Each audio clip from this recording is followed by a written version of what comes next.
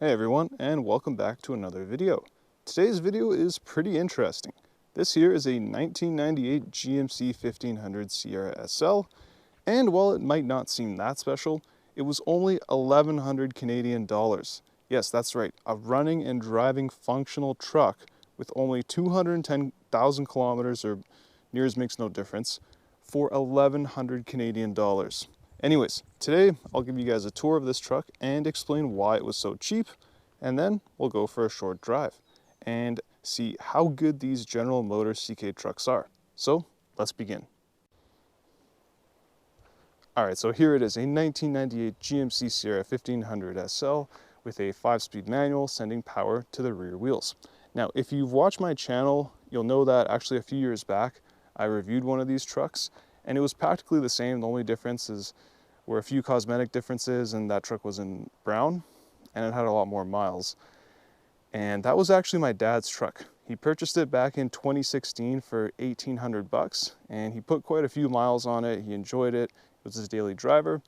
And then in 2019, he came upon this truck, this white one, on Vancouver Craigslist, which he then sold the brown one for 4,500 bucks and purchased this one. Now, I always wanted to make an ownership video on that brown truck, but I never got around to doing so. But I'll give you a quick summary and say that it was fantastic. Other than fluids and filters, the only maintenance that had to be done was the power steering pump. That job was a few $100, and it was also missing a radio, so we sourced an OEM General Motors one from a junkyard, which was like 25 bucks. All in all, that truck was super cheap and reliable, and it was also nice to make a profit on it. Now, like I said, my dad has actually owned this truck for just over 2 years, so I'd figured to wait and see how this truck held up before making a video about it. And there were a few minor things that had to be done to the truck so far, mostly cosmetic in the last 2 years. The main issue was that there was actually some body damage around here in the door, and rust was starting to form. So to take care of that, we took it to a local body shop and paid roughly 500 bucks or so just to get that sorted. If you also take a look underneath, you'll notice that there's a bit of surface corrosion here and there, but nothing too substantial. Compared to the brown truck that we used to have, that truck, even though it had roughly 270,000 kilometers and lived here in Canada its whole life, was absolutely flawless. This one, like I said again, a little bit of surface corrosion, but nothing too bad. So you're probably wondering why it was so cheap at only 1,100 Canadian dollars. And that's because the seller originally planned to use this truck in a demolition derby, but decided not to, so instead they put it up for sale on Craigslist. And at the time of selling this, I can confidently say that this was probably the cheapest running and driving truck with decent mileage on our local Craigslist. Anyways, let's start with a quick tour of this GM seat. So up front is the 4.3 liter Vortec V6 engine, producing a very manly 200 horsepower and 255 foot-pounds of torque. Now, the 4th generation CK trucks came in a variety of engines. You could get the smallest base engine, which is this 4.3 liter V6, and also it came in a variety of V8s, both gas and diesel. Now, my favorite is the 7.4 liter naturally aspirated V8 found in the 454 SS, producing a 290 horsepower and 410 foot-pounds of torque. One thing that I love about this engine is that it's relatively simple and easy to work on, and also parts are pretty cheap. And another great thing about this engine is that there's so much space in the engine bay to put your hands in and work on it. I mean, rarely do you see this much space in newer cars. And another cool thing about these 4.3 liter V6s is that they seem to have a few similarities with other cool cars. For instance, I've heard stories that this 4.3 V6 has some affiliation to the 4.3 V6 with forced induction found in the GMC Cyclone and Typhoon.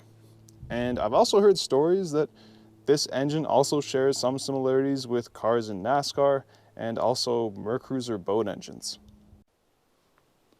You also get this handy light bulb, which is kind of neat.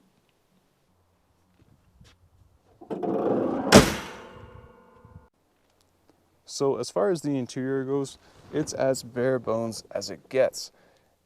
Now up front we've got these seats that split and fold in order to get to the rear bench, and the rear bench honestly does not have that much leg room.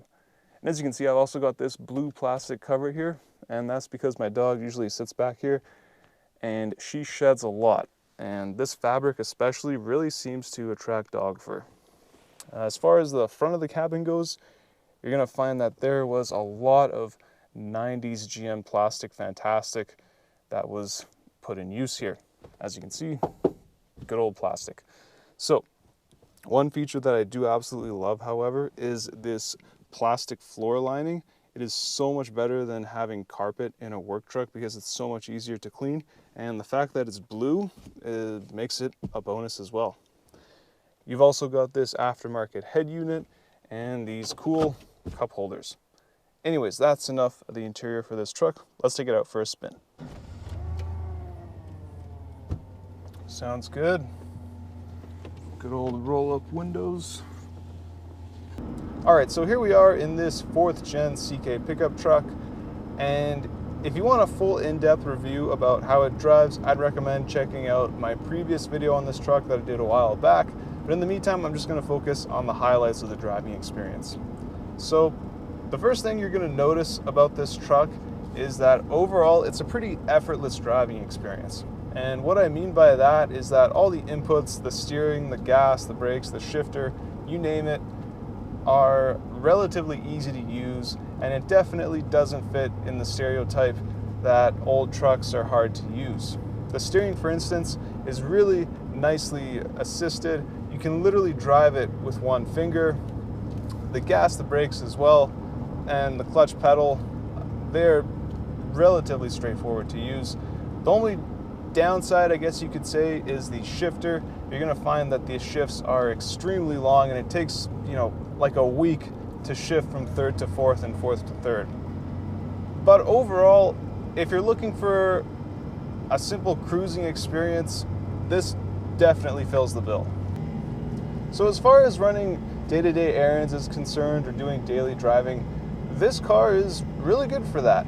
That 6-foot bed in the back offers you plenty of utility for things like light home renovations and carrying recreational equipment around. And like I said prior, this truck can be an excellent daily driver. It's easy to drive, and this interior offers you a lot of space, provided that not too many people are inside of it, of course, because you're kind of limited considering the rear bench. And also these windows give you tons of visibility.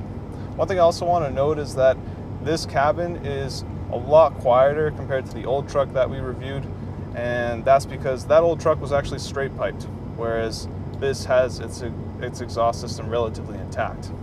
Overall, there's not too many downsides when it comes to owning this truck. The only issue I can think of is traction in inclement weather conditions. Trust me, when there's even the slightest amount of moisture on the roads and there's no weight in the rear wheels, this car is going to have issues with traction. Believe me, I know.